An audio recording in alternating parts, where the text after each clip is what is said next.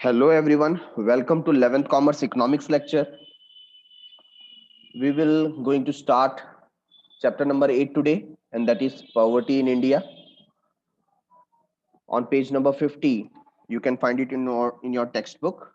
So let us start with the introduction first.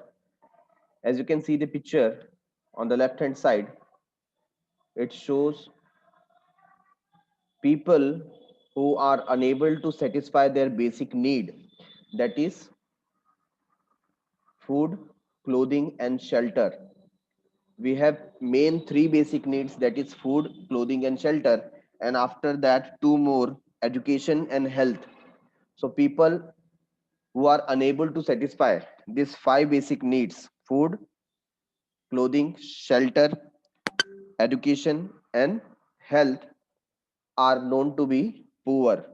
तो poor का exact definition है ना, गरीबी का एग्जैक्ट डेफिनेशन क्या है, ये हमको आज इकोनॉमिक्स में पढ़ने को मिलेगा.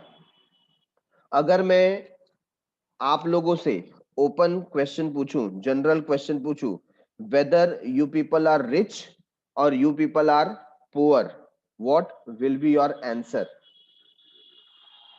Weather you people are rich और you people are poor, what will be your answer?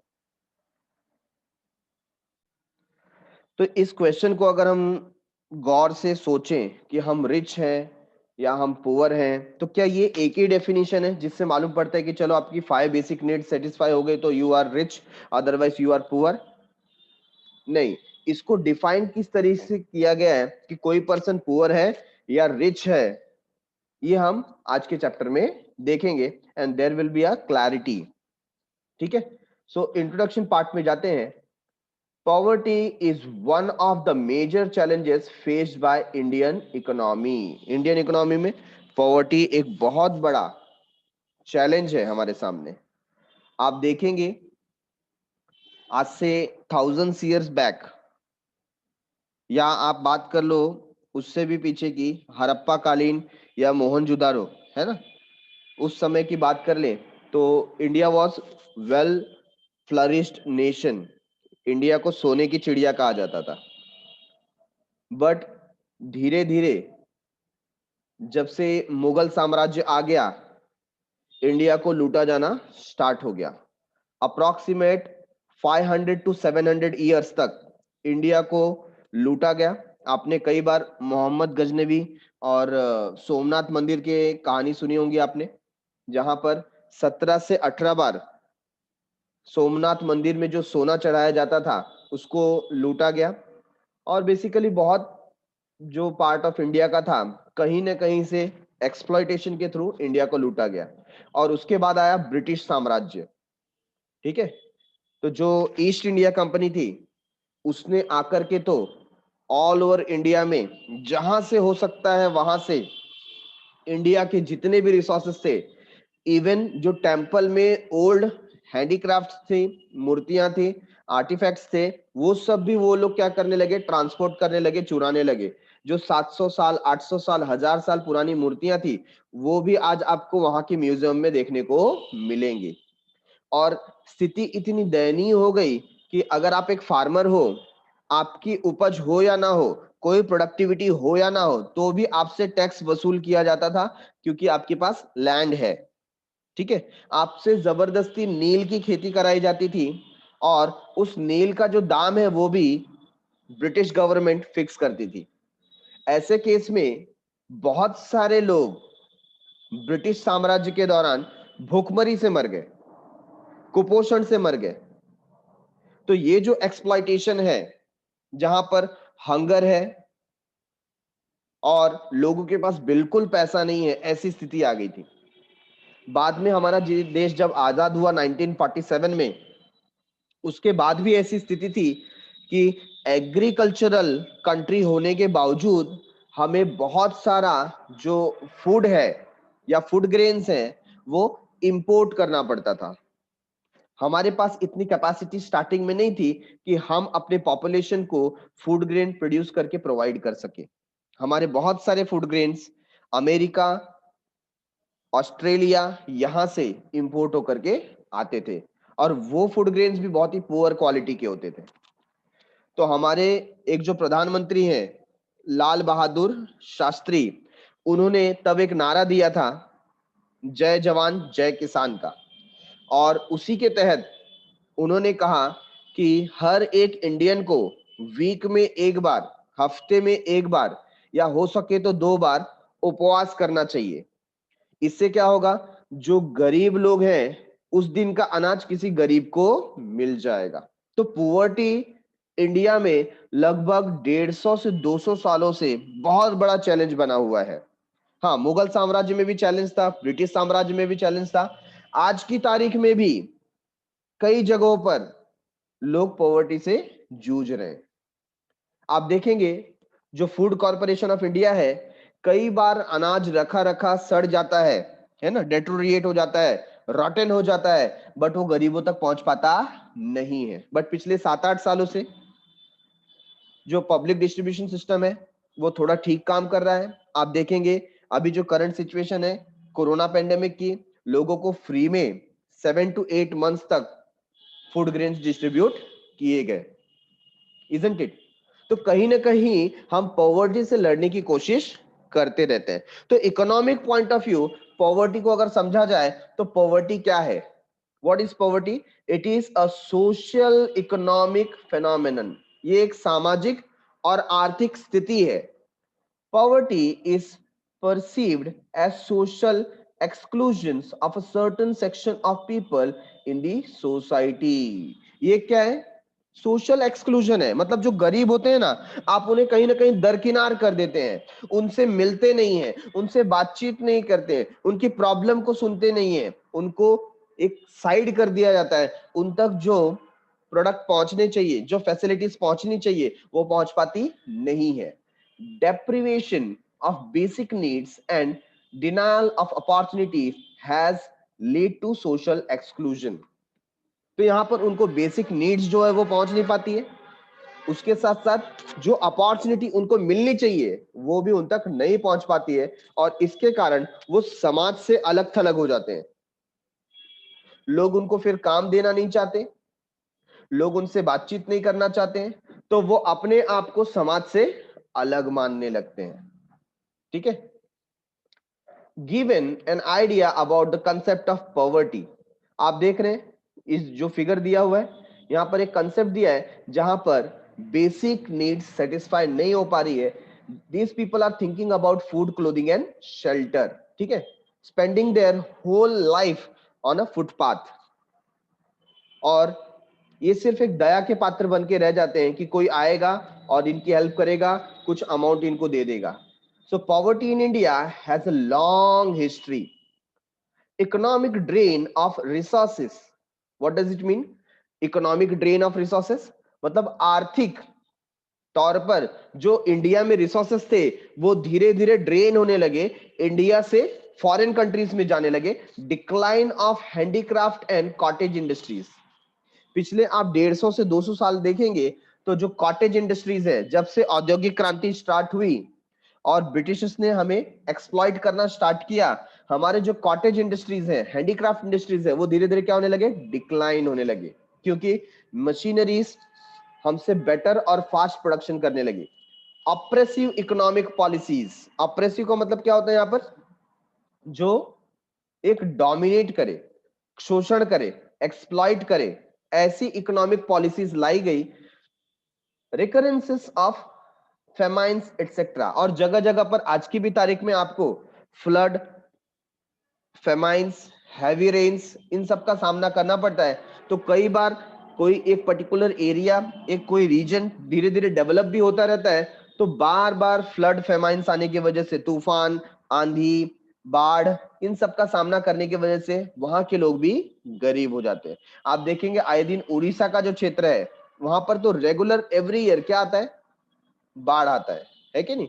तूफान आता है, जिसके कारण आपने कोई प्रॉपर्टी डेवलप भी की है तो वो चली जाती है। Were responsible for the mass poverty among the people during the British period. Elimination of poverty has been the top agenda of the Indian government since independence। Independence के बाद हमारे जो चाचा नेहरू जी हैं और उनका जो नेहरू खानदान है ना, वो हमेशा से ये स्लोगन देता आया गरीबी हटाओ, गरीबी हटाओ, लेकिन आज 70 साल का पीरियड चला गया और अभी भी स्लोगन उनका वही रहता है, गरीबी हटाओ। तो इंडिया का पहले से ही ये मेन फोकस रहा है जब से हम इंडिपेंडेंट हुए। Policy measures such as economic planning, economic reforms and anti poverty programme such as Garibi Hatao have helped the greater reduction in poverty, और इसकी वजह से पॉवर्टी कई हद तक कम हुई है। तो एग्जैक्टली पॉवर्टी का मतलब क्या होता है? What do you mean by poverty in the conventional sense? अगर हम लोग ऑर्थोडॉक्स मेथड या ओल्ड मेथड के डेफिनेशन के ऊपर जाएं, so poverty refers to a situation in which a major section of the people in the societies are unable to fulfill even the basic needs of the life such as food, clothing, shelter due to lack of sufficient income। Sufficient income ना होने के कारण जो एक group of people है उनके पास food, clothing और shelter जैसी जो बेसिक नीड्स है वो उनको भी सेटिस्फाई नहीं कर पाते, तो ऐसे ग्रुप ऑफ पीपल को हम क्या बोलते हैं? पुअर। तो ये है पॉवर्टी, ये मीनिंग हमको दिया, लेकिन ये ओल्ड फिलॉसफी है, ठीक है। तो मॉडर्न टाइम में हमको पॉवर्टी का मीनिंग भी ठीक से जज करना पड़ेगा। सो मल्टी डायमेंशनल पॉवर्टी क्या होता है? Concept of poverty in the conventional sense was limited only to the basic needs of life।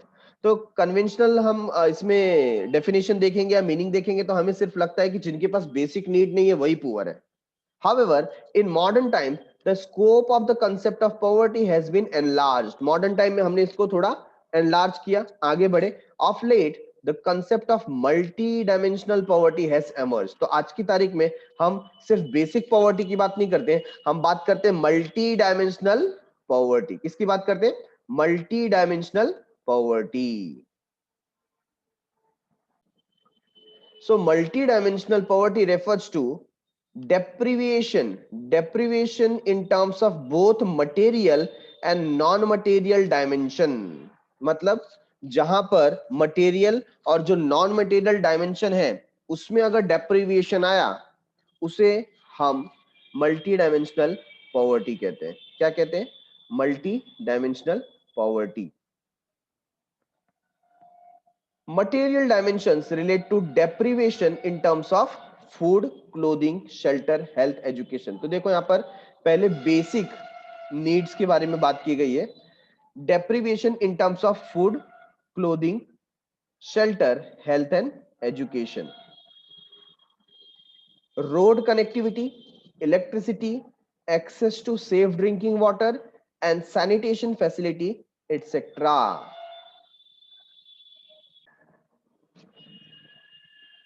सो जब हम मटेरियल डायमेंशन की बात करते हैं, we are relating it to food, clothing, shelter, health, education, road connectivity, electricity, access and safe drinking water and sanitation facilities. ये जब facilities नहीं मिल पाती, उनका डेप्रिविएशन होता है, मतलब उनकी हानि होती है, उनका रिडक्शन होता है, उनका अभाव होता है, they become very rare to a particular group of people, तो वहां पर मटेरियल पॉवर्टी हमको देखने को मिलती है। The non material dimensions are associate with social discrimination. Non material में क्या हो जाता है? उनको समाज से अलग थलग कर दिया जाता है, उनमें भेदभाव किया जाता है, ये गरीब है, ये अमीर है कि नहीं? कई बार इसकी वजह से ही आपको प्रॉपर फैसिलिटी नहीं मिलती। फॉर एग्जाम्पल, एक मैं बेसिक एग्जाम्पल ले लेता हूं। कई बार देखो, मैंने ट्रेन में भी देखा हुआ है, जो मुंबई में रेलवेज रन होती है उसमें फर्स्ट क्लास का टिकट आपको मिलता है या आपको रेलवे पास मिलता है। तो जो फर्स्ट क्लास में ट्रैवल करने वाले पैसेंजर्स होते हैं, कई बार है ना, अगर उस पर्टिकुलर कार में वो जो पर्टिकुलर बोगी बोलिए आप, या वो जो पर्टिकुलर कार है ट्रेन का, उसके अंदर अगर कोई ऐसा पर्सन आ गया जो दिखने में पुअर लग रहा है, तो उनके माइंड में ऐसा सिग्नल आता है कि ये जो पर्सन है वो फर्स्ट क्लास में कैसे आ सकता है, इसके पास तो टिकट खरीदने के भी पैसे नहीं लग रहे, और ये हमारे साथ में कैसे ट्रैवल कर सकता है। तो इंटेंशनली वो उसको पूछते हैं, टिकट है क्या आपके पास?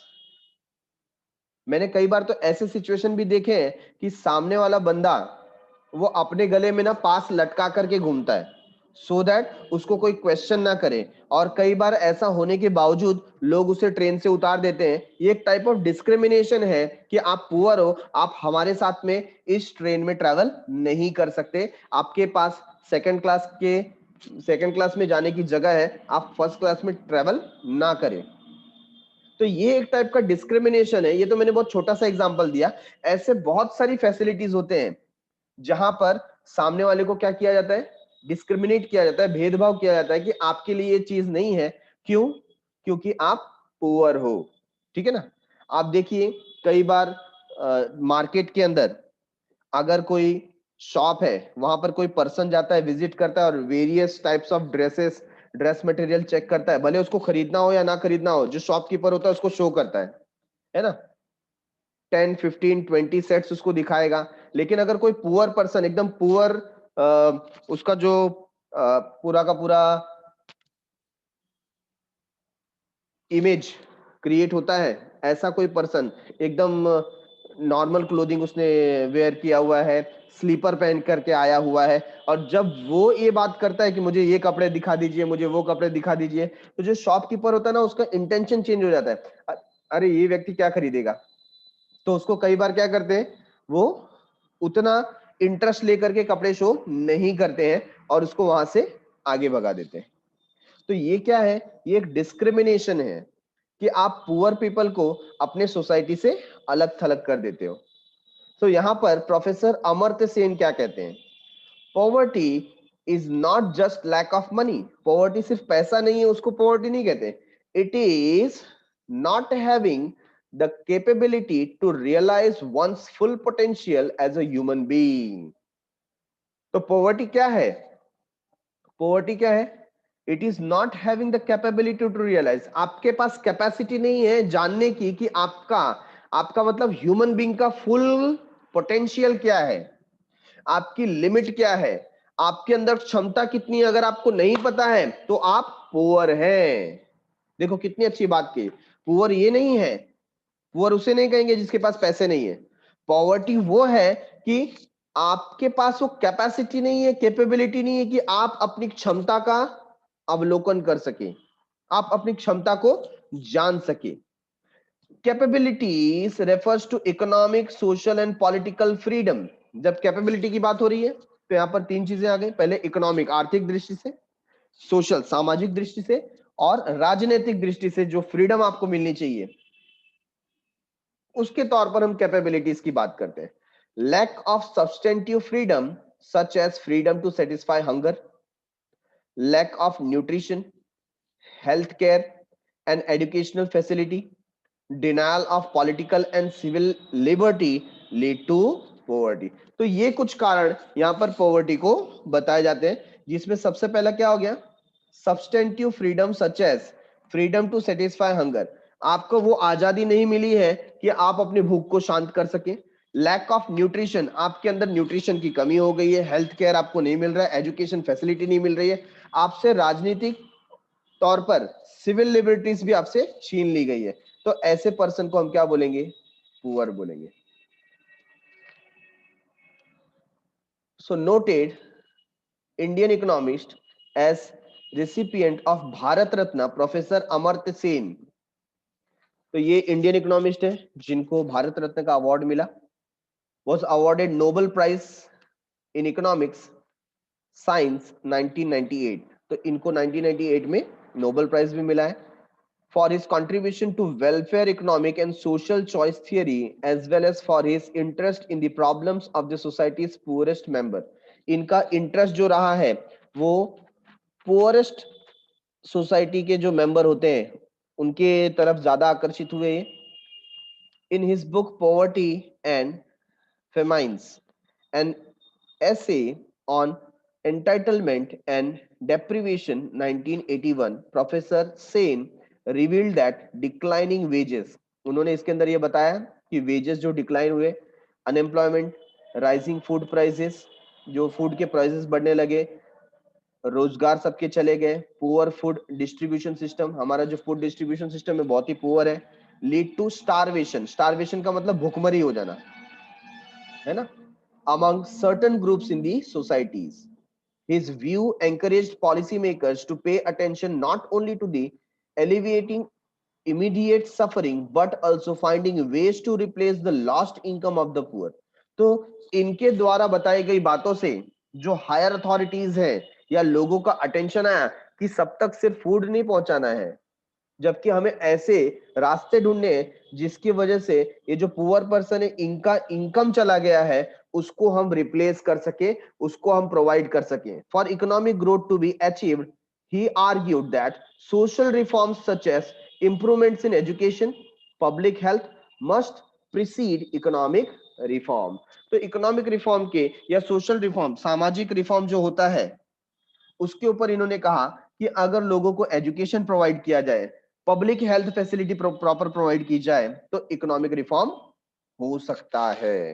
ठीक है, तो बहुत ही अच्छी इन्होंने बात हमें बताई कि पॉवर्टी से अगर आपको लड़ना है तो एक हथियार आपका हो जाता है एजुकेशन और दूसरा हो जाता है पब्लिक हेल्थ सिस्टम.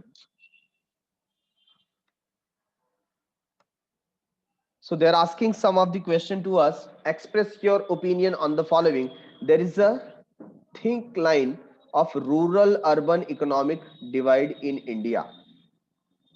तो यहाँ पर वो ओपिनियन हमारे समझना चाहते हैं. There is a thick line of rural urban economic divide in India. So सही बात है, रूरल और अर्बन इकोनॉमिक डिवाइड इंडिया में है. आप रूरल पॉपुलेशन को देखेंगे और अर्बन पॉपुलेशन को देखेंगे जो सिटी एरियाज में रहते हैं, तो इनके अंदर एक क्या मिलता है आपको, थिक लाइन, मतलब दोनों में डिफरेंस मिलता है आपको. There is an equitable distribution of income and wealth in the country. तो ये कहने के लिए है but in reality equitable distribution of income and wealth होता नहीं है. आज की तारीख में क्या हो रहा है बहुत जगह पर, यहाँ पर concentration of economic wealth on power होता है. मतलब जो बिग बिग इंडस्ट्रीज है वो बहुत ज्यादा अमीर से अमीर होते जा रहे हैं और गरीब होते जा रहे हैं. All the citizens have equal access to education, health, energy and drinking water.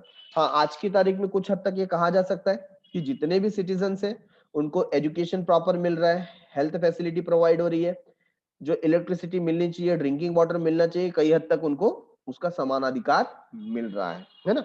Government of India ने भी 10th स्टैंडर्ड 12th स्टैंडर्ड तक जो गर्ल चाइल्ड है उसको फ्री एजुकेशन प्रोवाइड किया है. इवन इन म्यूनिसिपालिटीज स्कूल, वहां पर क्या होता है, आपको फ्री एजुकेशन प्रोवाइड होता है. There is no hunger, starvation और malnutrition in the country. तो ये करेक्ट नहीं है. आज की तारीख में भी बहुत लोग कुपोषण का शिकार होते हैं, भूखमरी से मर जाते हैं और उनमें माल नरिश्ड, मतलब यहाँ पर प्रॉपर पोषण जो होना चाहिए वो नहीं मिल पाता. आप उड़ीसा जैसे क्षेत्र में जाएंगे तो आपको भली भांति वहां पर ये सारी चीजें दिखाई देंगी. There is lack of sanitation facility in the country. Country में स्वच्छता और साफ सफाई बहुत कम दिखाई देती है. करेक्ट बात है, इसके लिए तो नरेंद्र मोदी ने स्वच्छ भारत अभियान ये स्टार्ट किया था. Poverty ratio is uniform across all the state.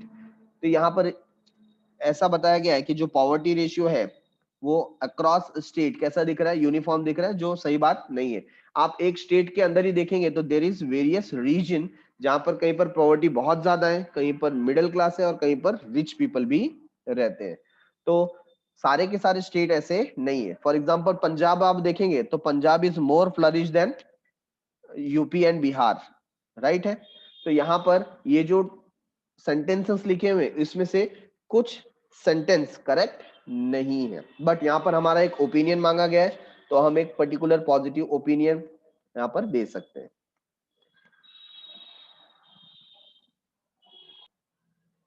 Now next concept in front of us is concept of poverty. Poverty का क्या कंसेप्ट है, उसके पहले मैं अगर आपको बात करना चाहूं, when I was younger, approximate about 12 to 15 years of age, कई बार पेरेंट्स ऐसा बोलते थे कि जब आप बड़े हो जाओगे तो आपको आटे दाल का भाव पता चलेगा, पैसा कितने मेहनत से कमाया जाता है वो पता चलेगा.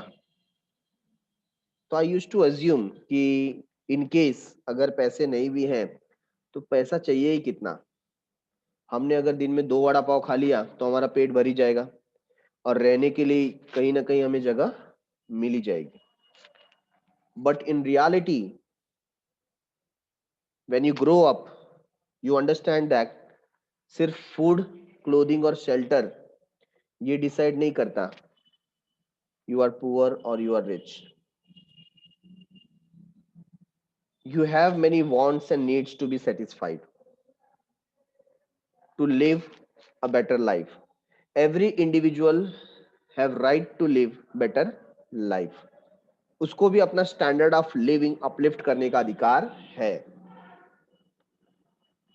सो आप इमेजिन कीजिए इंडिपेंडेंस के बाद ऐसी स्थिति आ गई कि हमारे फॉरेन रिजर्व्स एकदम खत्म हो गए।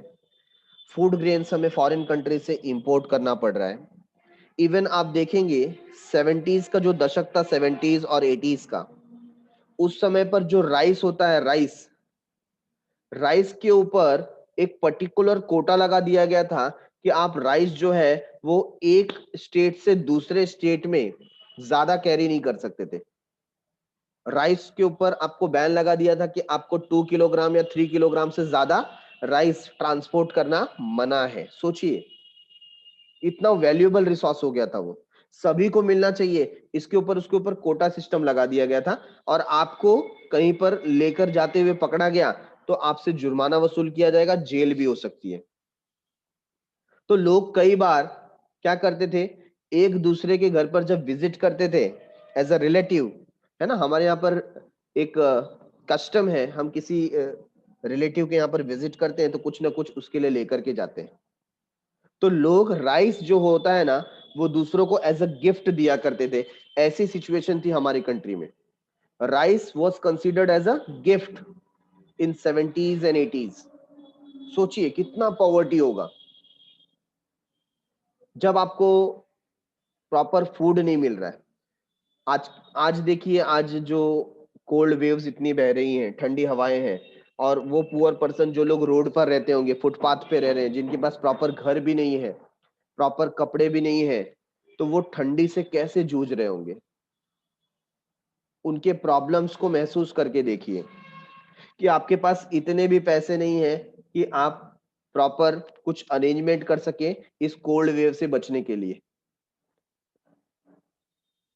खाने की बात तो दूर है, कई लोग तो ठंडी में ठिठुर कर ही मर जाते हैं, इजंट इट। तो वो कैलोरीज के बारे में कैसे सोचेगा, फूड के बारे में कैसे सोचेगा, और एजुकेशन और हेल्थ तो बहुत ही दूर की बात है। जबकि अपने स्टैंडर्ड ऑफ लिविंग को इंक्रीज करने का अधिकार सबके पास है।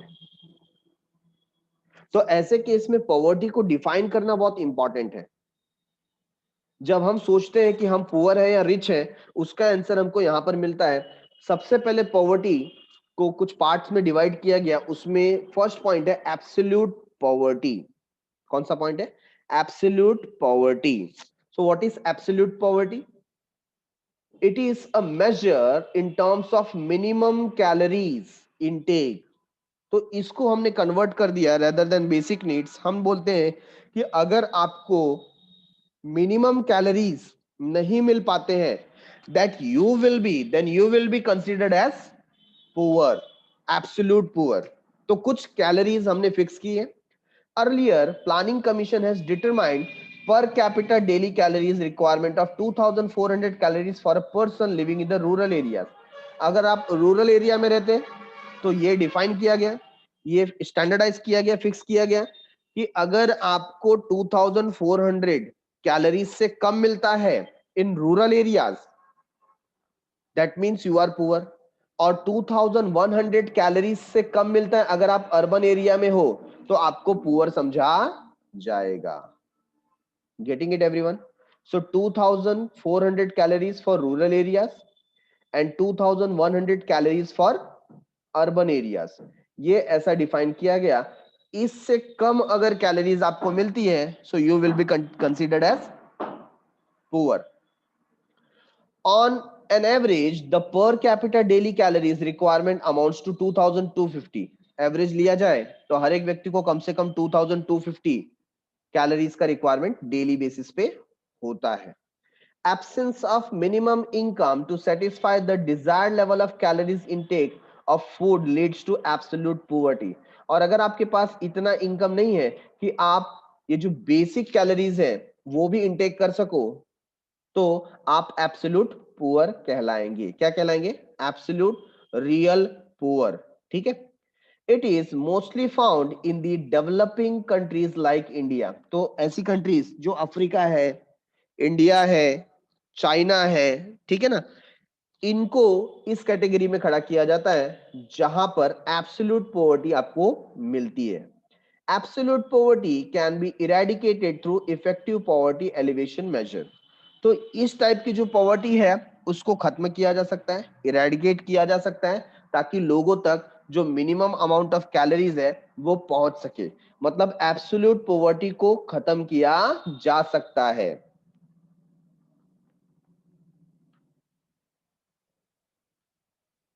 अब हम देखते हैं रिलेटिव पॉवर्टी। रिलेटिव पॉवर्टी का मतलब होता है poverty as compare to others. Poverty as compare to others, दूसरों से जब हम कंपेयर करते हैं तब हम कौन से लेवल पे हैं उसे बोला जाता है relatively poor. Just like I have asked you a question कि आप रिच हैं या पुअर हैं, तो कोई भी व्यक्ति अपने आप को रिच नहीं कहेगा, अमीर तो नहीं है। क्यों? क्योंकि हमारे बहुत सारे नीड्स और वांट्स अनसेटिस्फाई रह जाते हैं। तो क्या हम गरीब हैं? तो हम एब्सोल्यूट पुअर भी नहीं है, क्योंकि हमारी बेसिक नीड्स सेटिस्फाई, हमें उतने कैलोरी मिलती है। तो हम कौन से पुअर हैं? हम रिलेटिव पुअर हैं। हम क्या है? Relative poor. अगर हम अपने आप को कंपेयर करें किसी और से जिसका स्टैंडर्ड ऑफ लिविंग हमसे हाई है, तो हम क्या हो जाएंगे? Relatively poor. Getting it everyone? So this is the correct answer as per economic perspective कि हम क्या है? हम है relatively poor. It is difficult to define the concept of relative poverty. It is judged on the basis of comparison of relative standards of living of different section of the people. Relative poverty is measured with respect to differences in the level of income. तो आप इसको कैसे major कर सकते हैं? तो आप किसी और से कंपेयर करते हैं और आप वहां पर देखते हैं कि हमारे में और उनके में क्या डिफरेंसेस है। वो डिफरेंसेस किसके बेस पे हो सकते हैं? वो डिफरेंसेस लेवल ऑफ इनकम के बेस पे हो सकते हैं, प्रॉपर्टी के बेस पे हो सकते हैं, दैट इज वेल्थ, कंजम्पशन के बेस पे हो सकते हैं, इकोनॉमिक एक्टिविटी के बेस पे हो सकते हैं, that is employment and unemployment, old age के बेसिस पे देख सकते हैं, etcetera. Such poverty is found in all the countries in the world. World के सारे कंट्रीज में रिलेटिव पुअर आपको मिलेंगे ही, क्योंकि आप कहीं ना कहीं किसी न किसी से जब कंपैरिजन करोगे so definitely you will find the differences. ठीक है। और इसके अकॉर्डिंगली सारे वर्ल्ड में रिलेटिव पुअर रहते हैं, और आप रिलेटिव पॉवर्टी को इरेडिकेट नहीं कर सकते। हाँ, आप इसको कम जरूर कर सकते हो, रिड्यूस जरूर कर सकते हो, बट जीरो नहीं कर सकते, एलिमिनेट नहीं कर सकते। It is an universal phenomenon. ये एक यूनिवर्सल फेनोमेनन मतलब सब जगह पर है, और all across the world. Relative poverty can not be completely eradicated. आप रिलेटिवली पॉवर्टी को इरेडिकेट नहीं कर सकते हो, जीरो नहीं कर सकते हो। However it can be reduce to some extent through appropriate policy measures. अगर आपके पॉलिसी मेजर्स अच्छे हुए तो आप इसको कम जरूर कर सकते हैं। Got it everyone? So now we know what is absolute poverty, जहां पर हमें 2400 कैलोरीज का रिक्वायरमेंट है रूरल एरियाज में, और 2100 कैलोरीज का रिक्वायरमेंट है अर्बन एरिया में। अगर उससे कम कैलोरीज हम इनटेक करते हैं that means we are absolute poor. और दूसरी बात आ जाती है रिलेटिवली पुअर्टी। तो रिलेटिवली पुअर क्या होता है? जहां पर हम कंपैरिजन करते हैं in terms of education, standard of living, wealth, economic inactivity, as compare to others we are relatively poor. अब हम डिफाइन करते हैं पॉवर्टी लाइन को। किसको? पॉवर्टी लाइन को। एक लाइन हम यहां पर ड्रॉ करेंगे जहां पर लाइन के अबव जो होंगे उनको हम पुअर कंसीडर नहीं करेंगे, बट जो लाइन के नीचे होंगे उनको हम पुअर कंसीडर करेंगे। ठीक है ना? तो आपने कई बार ये टर्म सुना होगा, बीपीएल, बिलो पॉवर्टी लाइन। सुना सुना लागे या देखा है पहली बार? BPL, below poverty line. So what is poverty line? Poverty line is an imaginary line. मतलब ये exactly हम रियल में कोई लाइन ड्रॉ नहीं कर रहे कि लाइन के उस पार रिच पीपल रहेंगे और लाइन के इस पार पुअर पीपल रहेंगे. नहीं, it's an imaginary line that divides poor and non poor. यहाँ पर ये जो टर्म यूज कर रहे हैं पुअर एंड नॉन पुअर, देखो नॉन पुअर की जगह पर हम लोग रिच ये ऐसा वर्ड यूज नहीं कर रहे. नॉन पुअर में रिलेटिवली पुअर भी आ जाते हैं. ठीक है. It is determined in terms of per capita household expenditure. तो यहां पर जो बेसिक कैलकुलेशन हम करने वाले हैं वो पर कैपिटा हाउसहोल्ड एक्सपेंडिचर पे करने वाले, मतलब पर पर्सन के ऊपर हाउसहोल्ड एक्सपेंडिचर कितना इंकर होता है. Various committees and study group have defined poverty line in a different way. तो सबसे पहले यहाँ पर बात हो जाता है as per task force on eliminating poverty constituted by NITI Aayog. NITI Aayog ने एक कमिटी बनाई यहाँ पर और उसके बेसिस पे पॉवर्टी लाइन को डिफाइन किया गया. The threshold expenditure or the amount necessary to purchase a basket of goods and services that are considered necessary to satisfy basic human needs at socially acceptable level. क्या बता दिया? The threshold expenditure. Threshold expenditure का मतलब क्या हो जाता है? एक फिक्स्ड मार्जिन, एक स्टैंडर्ड हमने फिक्स कर दिया. और द अमाउंट नेसेसरी, कितना रुपए जरूरी है अगर आपको एक basket full of goods and services purchase करना हो तो. ठीक है ना. अगर आप वो बास्केट परचेस नहीं कर पा रहे हो, उतने पैसे आपके पास नहीं है, तो आपको क्या समझा जाएगा? Below poverty line. For example देखो, आज की तारीख में हम भी कभी कभी डिसाइड करते हैं ना कि आपको घर अच्छे से चलाना है तो एटलीस्ट आपके पास 15,000 रुपीज पर मंथ होने चाहिए. तो घर में जितने सदस्य हैं उसमें हम डिवाइड कर लें. फॉर एग्जाम्पल घर में अगर 4 पीपल रहते हैं, हाउ मेनी? 4. और हम बेसिक यहाँ पर एक अपने हिसाब से एग्जाम्पल लेते हैं. It is not in economic terms, but हम कंसिडर करते हैं कि आज की तारीख में 15,000 रहेगा और घर में 4 लोग हैं, तो एटलीस्ट 3,750 रुपीज पर पर्सन का एक्सपेंडिचर इंकर होना चाहिए. अभी ये फैमिली अगर 15,000 से कम कमाती है तो हम उसको क्या समझेंगे? Below poverty line. ये तो मैंने एक एग्जाम्पल दिया, मैंने जस्ट एक एग्जाम्पल दिया, बट यहां पर देखो बिलो पॉवर्टी लाइन किसको बोलेंगे? Poverty line helps to fulfil the following objective. Poverty line draw करने से बेनिफिट क्या होगा? To determine the population living above the poverty line, APL, and below the poverty line. सबसे पहले हमको एक क्लियर आइडिया मिलेगा, क्लियर पिक्चर मिलेगा कि कितने लोग अबव पॉवर्टी लाइन है और कितने लोग बिलो पॉवर्टी लाइन है. ठीक है. To identify the poor on the basis of the household consumption expenditure. अच्छा, ये जो पुअर है उनको कैसे आइडेंटिफाई किया जाए? तो उनका जो बेसिक हाउसहोल्ड कंजम्पशन एक्सपेंडिचर है कि उनका खर्च कितना होता है घर का, उसके ऊपर डिफाइन किया जाएगा कि वो बिलो पॉवर्टी लाइन है या अबव पॉवर्टी लाइन है. To track poverty in a region over a period of time and compare it across regions.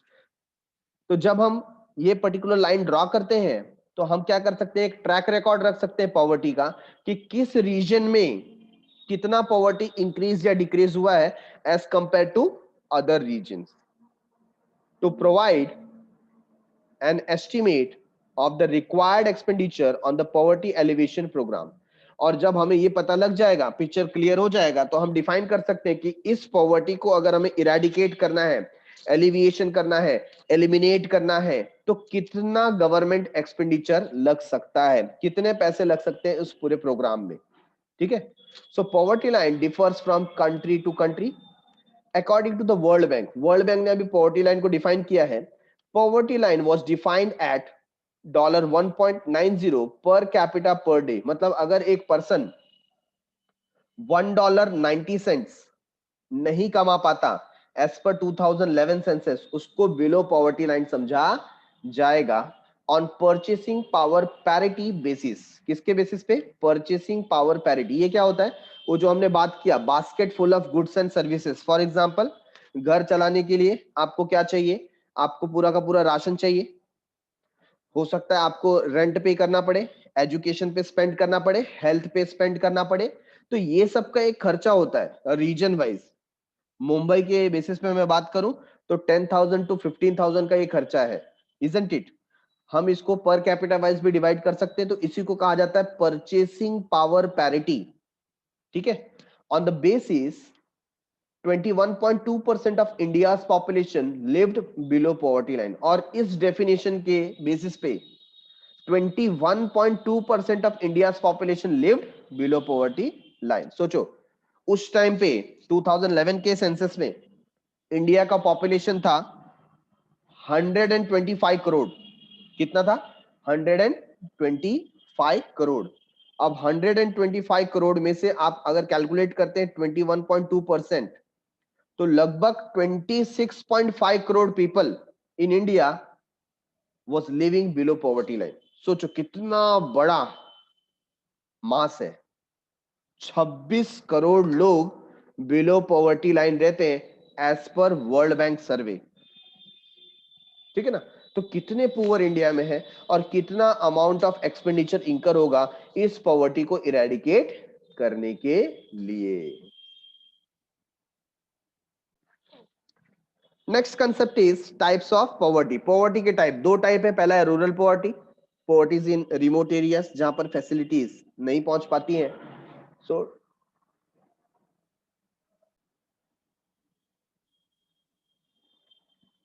certain section of the people living in the villages is termed as rural poverty।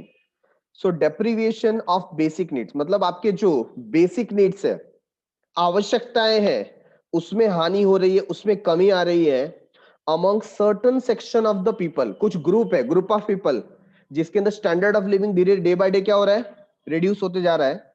कहां की बात करें? In village areas, तो इसको क्या बोलेंगे? Rural poverty. क्या बोलेंगे? Rural poverty.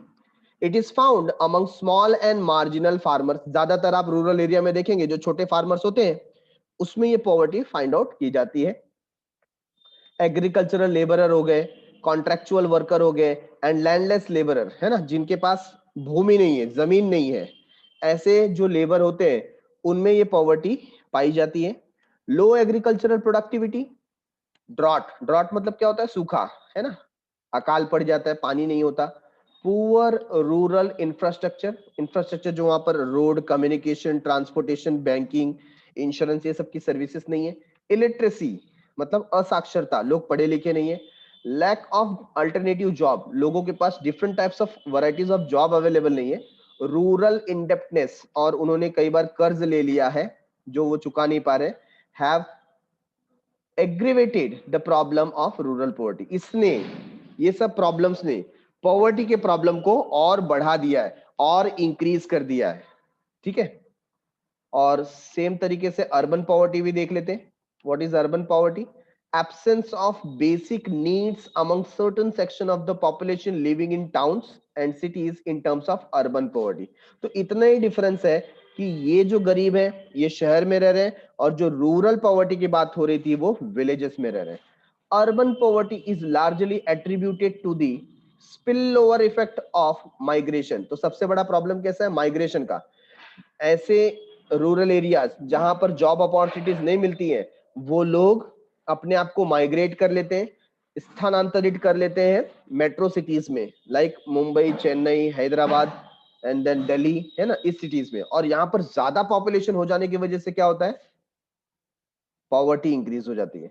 Among the rural poor, lack of affordable housing, उनके पास हाउसिंग फैसिलिटी नहीं है, वो भी असाक्षर है, दैट मीन्स इलिटरेट है। स्लो इंडस्ट्रियल ग्रोथ, ऐसे एरिया में इंडस्ट्रियल ग्रोथ कम हो रहा है तो लोगों को जॉब अपॉर्चुनिटीज नहीं मिल पाती हैं। लैक ऑफ इंफ्रास्ट्रक्चर, जो फैसिलिटीज उन्हें मिलनी चाहिए वो नहीं मिल पाती हैं। Urban poverties has leads to growth of slums. आप मुंबई के अंदर चले जाइए, मुंब्रा जैसे कॉलोनीज में, कुर्ला ईस्ट के कॉलोनीज में आप चले जाइए, बैंड्रा की कुछ कॉलोनीज में आप चले जाइए, आप सायन के कॉलोनीज में चले जाइए, तो वहां पर आपको कुपोषण, दरिद्रता, भुखमरी, ये सब देखने को मिलेगा, ठीक है ना। and informal sector as well as creates law and order problem in the society. तो यहां पर ये जो अर्बन पॉवर्टी है ये इन कारणों की वजह से डेवलप होती है, जिसमें मेजर रीजन तो क्या बताया, माइग्रेशन, जिससे पॉपुलेशन इंक्रीज हो जाना और इकोनॉमिक डेवलपमेंट ना हो पाना, ठीक है।